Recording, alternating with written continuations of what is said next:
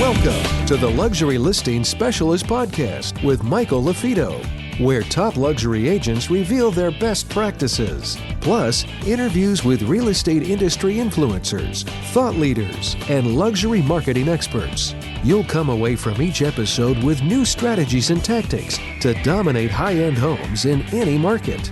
And now for the latest episode of Luxury Listing Specialist. Here's your host, luxury real estate expert, coach, and trainer, Michael LaFido. Welcome back to another episode of the Luxury Listing Specialist Podcast. We're part of the Industry Syndicate. Check it out, Industry Syndicate. There's amazing other podcasts on there. I'm your host, Michael LaFido. You're in the right place, whether you're a top producing broker owner, you're an agent, you're a team leader, you're looking to work smarter, not harder, and you're looking to increase your average sale price. Once again, if you have any questions about previous episodes or this episode, go ahead and shoot me a note over at michael@marketingluxurygroup.com, michael@marketingluxurygroup.com. Check out our podcast on iTunes and Stitcher. We need more reviews. If you're getting something from one of the shows or several of the shows, please leave us a 5-star review on iTunes or Stitcher or one of those other platforms. And if you have our book, Luxury Listing Specialist, again, we've sold a lot of books. It's on Amazon. Again, leave us a review. I think we only have a handful of reviews, so that's why I want to make sure that I start out with that. All right, I'm really excited about today's guest. I've known him for about a year now. Him and I have seen each other at several conferences, and he practices what he preaches, and he walks the walk. He's a great person, first and foremost, but he's an amazing agent as well. I have Andrew Bloom here from Keller Williams, Arizona Realty. Andrew, you there? Yeah, thanks, Michael. Thanks for having me on the podcast today. I'm excited. Appreciate it. Yeah, absolutely. I'm honored to have you on. You and I know a good friend of ours is Will Farmer from Realtor.com, and Will's Sure. like, hey man, you gotta meet this Andrew guy. So Will knows what we're doing with our podcasts and our certifications and our trainings. He goes, you got to connect with my client Andrew Bloom. So we did, and we see each other at each other's conferences. And I spoke at the family reunion and the mega camp, and recently at the mega camp, you were highlighted by Gary Keller, and he had some amazing things to share with you. And you talked a lot about your farming and your print collateral, and we'll maybe talk a little bit about that on this show. But this show primarily is going to talk about social proof, how leveraging your inventory and your solds, and for those of you that don't have a lot of inventory, but perhaps your office does or a team member does, leveraging those listings and those solds to open more doors, to attract more opportunities. And that's really what we're going to be talking about. Andrew and I talked a little bit before we started this recording.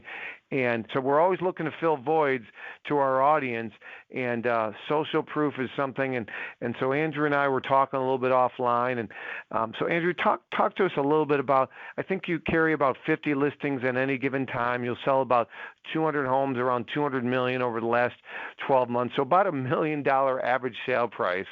And again, you're in that North Scottsdale, Arizona market, which is what you would consider, correct me if I'm wrong, a buyer's market for that price point, correct? Yeah, it really is. Our listings have a pretty long shelf life, and that works in my favor. I don't need houses to sell quickly, and I'm able to maintain really healthy long-term relationships with our sellers because of our marketing. When we are heavy in print, we do have a good digital presence. But when, home sellers get phone calls from their friends or their physicians that say, hey, I saw your house on the front page of the newspaper or in this magazine. And, they know that we're making a tremendous effort to attract as much attention as we can and create a tremendous amount of exposure and opportunity for our home sellers, and it goes a long way in maintaining a relationship for the course of the listing, right? So it really serves a purpose to have an effective marketing strategy and plan in place that goes beyond, a 30-day a 30-day window, right? We're in it for the long haul every day, creating great content for our sellers and for our listings, and it really raises an awareness on a daily basis. We're in 35 pages a month of print collateral, and those pages all have deadlines. And when you have deadlines in the real estate industry, it creates a cadence and a rhythm to what we do every day. And our sellers are aware of it. They get to experience that daily consistent rhythm and accountability in creating content that we distribute across multiple different channels for their homes. And it really provides some peace of mind to the homeowner that, typical agents just can't compete in that level and in that space. Yep. Yeah. So, and by the way, you were gracious enough to offer to share an example of an ad. So if you're listening to this, you can go to luxurylistingpodcast.com, find Andrew's podcast, and within the article, you'll see a link, and click on that, and you'll see an example of the ad. But in each of your ads, you have current active listings, and you also have in escrow or sold listings, correct? Yeah, it was about a year ago. I had an aha moment where I said, we need a call to action. What's our unique selling proposition? It can be very challenging. We're not gimmicky, right? We don't overpromise and underdeliver. We don't have shortcuts to what we do, and so I really struggled with, what kind of messaging can we put out in the marketplace that moves the needle and gets attention. So in several of our ads, we have really great headers, as an example, and we'll post some of those in the link for you. That okay. One of those is the real estate market doesn't dictate your results. The real estate team you hire does. And then below that ad, let's assume it's at 12 homes in the ad. We have 25 to 35% coverage in all of our ads have in escrow and just sold listings. So if it's 12 homes, we'll have 9 of those homes will be active listings. 3 will be recent sold listings or in escrow listings. And what I found and where there was an immediate response to the shift in our call to action was home sellers were starting to call and say, hey, you're selling houses, you're moving inventory. I look at your ads every day and I see that you're selling houses rather than just promoting active listings. And it really did create a bump in the number of inbound calls that we get from sellers that want their houses sold. And in our marketplace, there's a lot of listings that don't sell, expireds and canceled listings, and particularly in the luxury environment. And those home sellers, they're reaching out to us directly. They're calling us before we call them and saying, hey, look, my house is going off the market or went off the market. I see your ads everywhere. You're in my mailbox every day. We're in 35 pages a month of print collateral. We overlay that with digital presence, and we have a very good digital campaign that goes out. And so we have a high level of awareness. People know who we are and what we do. And so when we made that shift to incorporate sold listings and in escrow listings into our marketing collateral, I definitely saw an increase in home sellers that were reaching out to us and saying, hey, we want our house sold too, and we see that you're moving inventory. We call that social proof. So for those of you that are wondering, well, man, I don't have 10 listings. I don't have 3 under contract. Perhaps there's some things you can do with other team members. Maybe there's 3. So yeah, we do that as well. Okay. We'll run, if you don't have your own inventory, then if you're running a CMA as an example and a postcard, and you're saying, hey, here's an inventory update in your neighborhood. There's 3 active listings and there's 3 that have sold, and the 3 that have sold for this price in this period of time.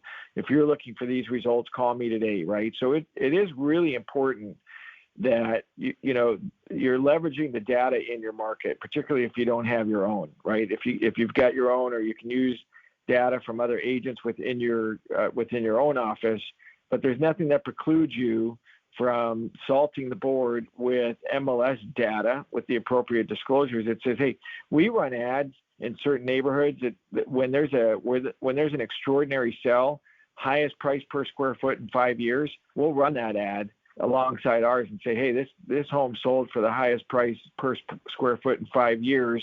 This information came from, MLS, all facts and figures to be, properly confirmed. So, if you don't have your own inventory, you can still create a compelling message.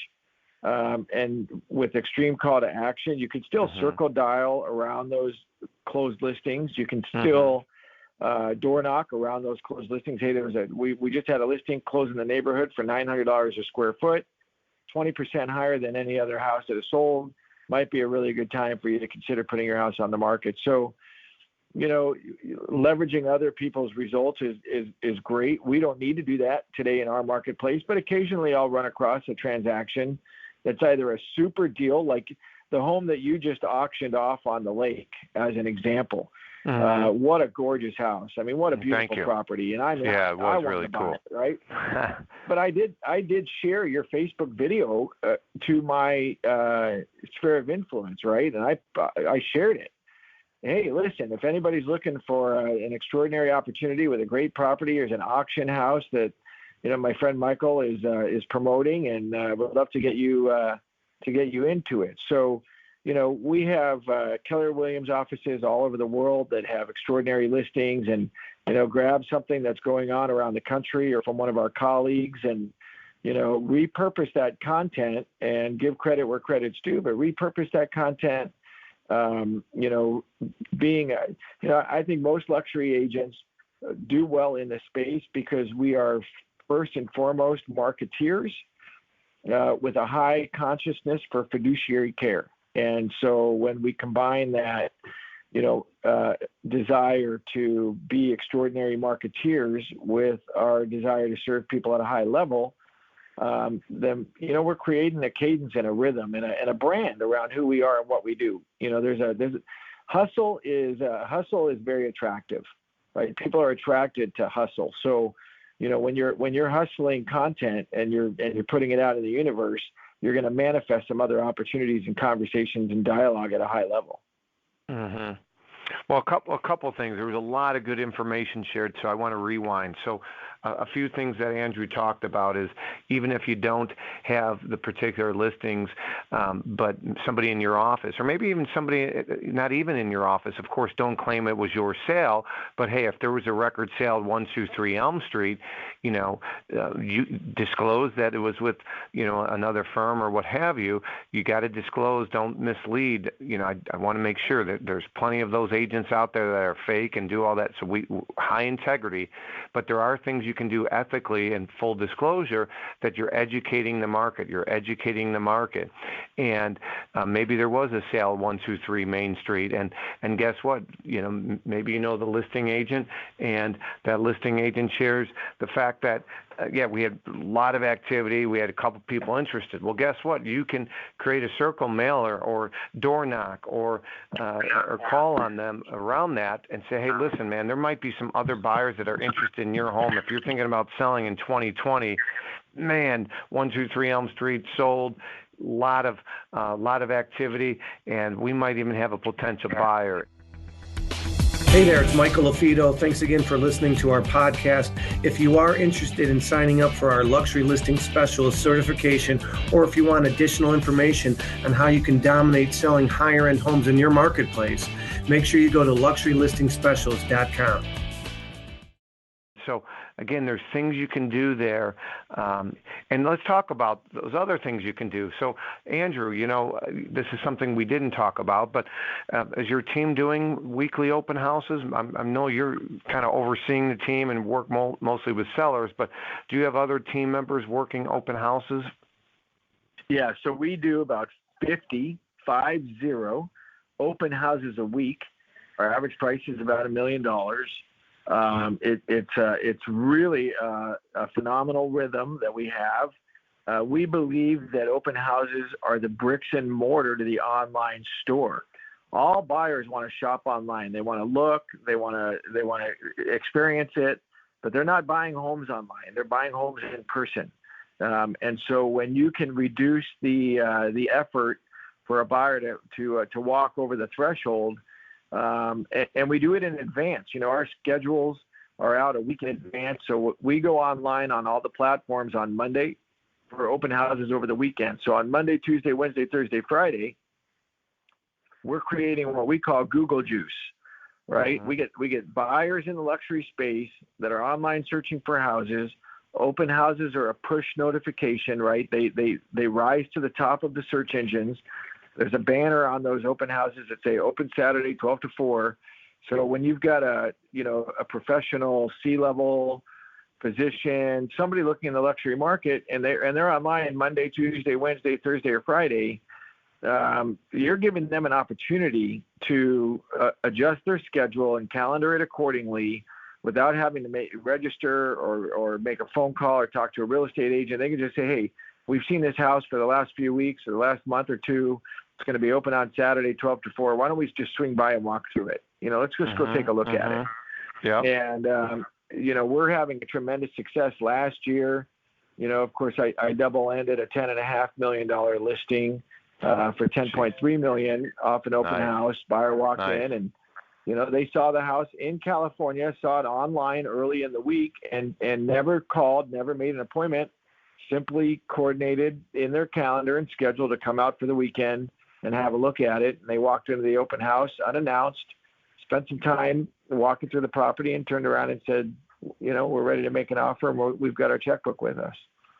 Right. Awesome. So, and we expect those things to happen. I mean, we expect it. We know that our activities lead to results, right? And it's chopping wood. I mean, there's not a magic pill to it, but when you're consistent with your habits and your behaviors and the activities and your marketing, and you're creating a rhythm in the audience. I mean, there's nobody in our market that doesn't know who we are and what we do and how we do it, right? Like, it's very obvious that we move the needle with, hard work and discipline and staying consistent and being out there. And it's, there's a lot of base hits, right?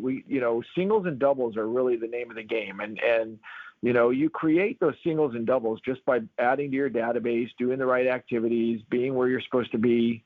And it's an extremely exciting thing for us. So yeah, we do about 50 open houses every week. And, we definitely attract a lot of attention, a lot of hustle and, a lot of intent behind our activities. All right. So Andrew's got 50 open houses a week. He's got a large team. He's probably covered, but maybe he isn't. So even if I'm in Andrew's office and not on his team, I would say, hey, Andrew, listen, if there's ever a time where a team member can't host an open house, count me in for, I'm really looking to break in to sell more high-end and luxury properties. And, even if I'm not on Andrew's team and he's looking to fill a void and satisfy a seller that's frustrated their home's not on the market, I'm sure Andrew would consider that. But for those of you that are listening and you have a rock star agent in your office and they have a stale luxury listing, you should consider, approaching them. Again, assuming you don't have high-end and luxury listings yourself. If you do have the high-end and luxury listings yourself, you should consider it. I call it Google Juice. Andrew, I think, said the same thing. And we know statistically that when you host an open house on your high-end and luxury property, yeah, you might get the unqualified buyers and neighbor, tire kickers and neighbors, et cetera. But you, of course, got to worry about safety and security and putting valuables away and people casing the property. However, your listings will get more clicks and more views the week you're hosting an open house versus the guy down the street that's on the market that's similarly priced that isn't. Have you found that to be true, Andrew? Well, there's no doubt. You're raising the awareness level online, right? We tell sellers there's 3 ways to create a push notification for your home out into the universe and out into these portals. One is when it first goes on the market for a few days, the listing's live and the beacon's going off and it's flashing online and buyers see it. You can have a price reduction, and that's going to kind of do the same thing for a few days. But an open house allows you 5 or 6 days of online attention, right? Because when you're submitting the open house online on Monday or on Sunday night, it's on all week long, right? So it's there, it's gaining attention, it's getting, exposure, you're really allowing the consumer to coordinate and schedule a time that's convenient for them. So it moves the needle. The other point is we use about half the open houses that we have are being serviced by other agents within our market center. But there's protocol to what we do and how we do it, right? We want people to have a great experience. We want the agents to have success. So we require that they visit 5 of our open houses over any period of time before they sit any of our open houses. So they've got to go see 5 of our team open houses. Okay. They can see 5 in one day. They can see 5 in 5 weeks, however it's going to be. So they can see how we set up, how we prepare, how we dress, what our protocol looks like, what our open house playbook looks like.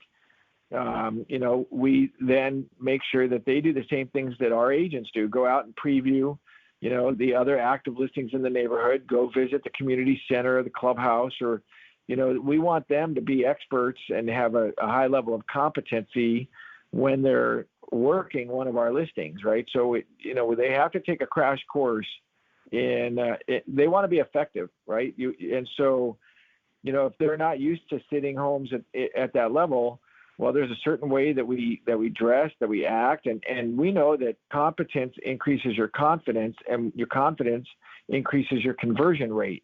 So if you want to have success and you want to convert at a high level, invest in your competency, grow your confidence, and increase your conversion rate, right? And if you're not doing those things, then you're just setting yourself up for failure, and you're really probably setting up the listing or the seller for failure too.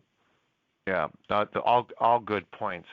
So I really like, I haven't heard it been said the way you did. There's 3 ways to create a push notification, right? So I use the word keep a home fresh. I talk about eyeball traffic. When you increase, if there's more eyeball traffic looking at a property, you have a higher probability that a qualified buyer will raise their hand and contact their agent or contact you, the listing agent. Okay. But you talked about there's 3 ways to create a push notification on your listing. Number 1, of course, is when it's new, it's fresh to the market. Number 2, a price adjustment. And number 3, an open house. So I like the way you put that. Yeah, we use that terminology on every listing appointment. This is what it looks like. These are the push notifications. And in our marketplace, when we have 50 open houses, we're lighting up the internet all week long, right? It's like beacons that are going off, and you just can't help but to see the rhythm and the cadence in what we're doing. And then, if a buyer walks through 3 or 4 or 5 of our open houses, they're being greeted with consistency, the habits, the behaviors, the scripts, the dress, the attire, the knowledge and competency in the community. They're having a good experience. And a lot of these sellers, they're coming out and visiting open houses because their own homes are for sale, right? And they're interviewing agents, or they're looking for a new house. And the way that we do things, right, we use a clipboard with a property survey on top. And when people come through our open houses, we ask 2 questions. We just say, thanks for coming in today. Do you happen to live in the neighborhood, or did you see the house online? Most of them say they saw the house online. Well, that's great. One of the things that we promised our sellers is that we would give feedback to them from everybody that came through the house. You're looking at other properties in the neighborhood. You're looking at houses online. So if you don't mind, here's a clipboard. As you go through and you see something positive or negative, please write it down, share your information with us so we can give that feedback to the seller. And then at the bottom, it asks for their name, address, phone, and email. So what happens with that is we're setting up the buyer to participate in the event that we're having. Now they're a participant, and they're engaged, and they're telling the truth, right? They're being honest. Nobody lies and says, oh, the curb appeal is great if the curb appeal is not. If the house smells, they're going to tell you it smells. When they get to the bottom of the form and it asks for their name, they've been walking around the house telling the truth the entire time. So they just continue to tell the truth.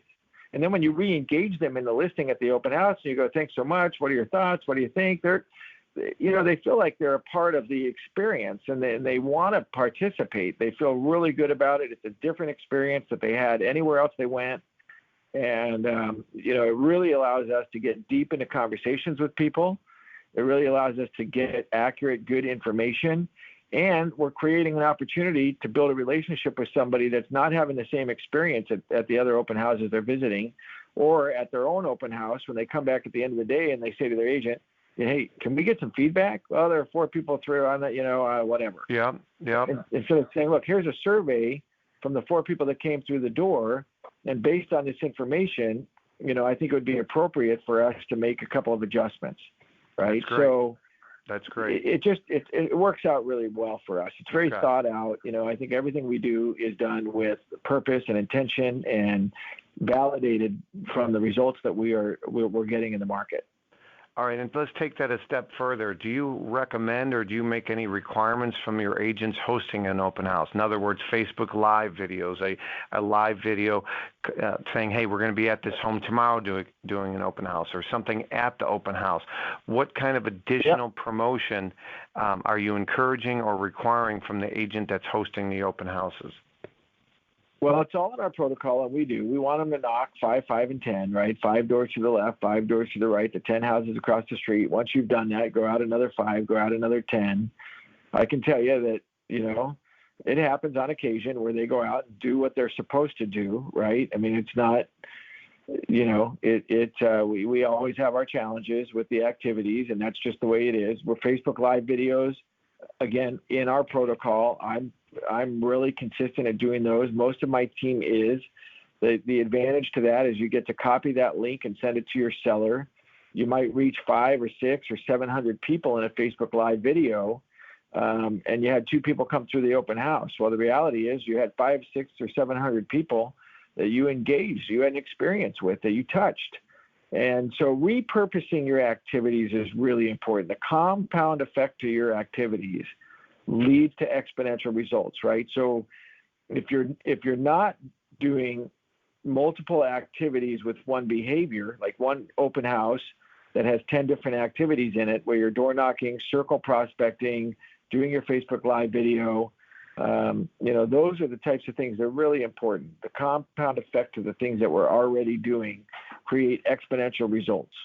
Mm-hmm. Mm-hmm. And we're really seeing that in our growth. We're seeing it in our growth on our team for sure. That's great. Some really good information here. So if anybody has questions or they have a potential referral in that North Scottsdale market, what's the best way for somebody to get a hold of you, Andrew? Yeah, if you just close your eyes and look up, I'm there. I'm right in front of you. So Andrew Bloom, cell number 602-989-1287. Websites, bvoluxurygroup.com. It's Bravo Victor Oscar, bvoluxurygroup.com. And Andrew at bvoluxury.com is my email. I'm really available. We love paying referral fees. We love working with the other agents around the country. And, we've got a deep bench. We're here to serve. We have a servitude heart and a fiduciary foundation to what we do, right? We're not functionary agents. We're really delivering the results that I believe these clients are entitled to have. They get to make a choice with who they want representing them and what they want to pay for that experience. And so, that's something that's really that we really appreciate. Yeah, well, you guys are doing great things, and I'm telling you straight up, great character, servant heart. I appreciate it, Andrew. I feel like there's way too much scarcity out there in our industry right now. My brand is better than your brand, or that sort of thing. I don't know if it's because of the political environment and there's just a lot of tension out there, but I appreciate what you're doing. Keep raising the bar. I know you're up against a lot of times other brands that have a big market share with luxury, and your consistency and what you're doing out there is really paying off. So thanks for your time today. Man, thank you. Thanks for having me on your podcast. I appreciate it. I just forwarded you over 5 samples of different ads that were in our October marketing. We have a lot more available on all of our social media platforms. Follow us on Instagram or Facebook, BVO Luxury Group. We're easy to find, and I think you'll find that our marketing collaterals are very pleasant. They serve a good purpose, and they're there for people to copy and take ideas from. And if you improve on anything we're doing, let me know, because we're always looking to grow. Awesome. I really appreciate your time. And for those of you that have any additional questions, again, Michael at marketingluxurygroup.com. Again, just a couple things. We've just launched our new certification, our brand new platform. Check it out. LuxuryListingSpecialist.com. You're going to find 16 modules. 7 modules are what I call pre-listing. So everything from mindset to marketing to how to increase your conversion to best pre-listing packages to best strategies on your actual high-end and luxury listing appointments. That's part 1 of our certification. The second part is modules 8 through 16. It's best marketing practices. You got the seller to sign up with you. Great. What do you do before the listing goes live, and what do you do once it's live, and what do you do all the way through the finish line? So check it out, LuxuryListingSpecialist.com. As always, if you want to check out some of our swag gear, check it out, LuxurySpecialistGear.com. We got some really great T-shirts, some cool things to help with your branding at your local gym or walking around town or whatever it might be at your kid's ball game. My name is Michael Lafito. Keep raising the bar in luxury and go make somebody's day. Prove them wrong. Talk to you soon. And until next time, check it out, Luxury Listing Specialist on iTunes, Stitcher, or LuxuryListingPodcast.com. Take care, everybody.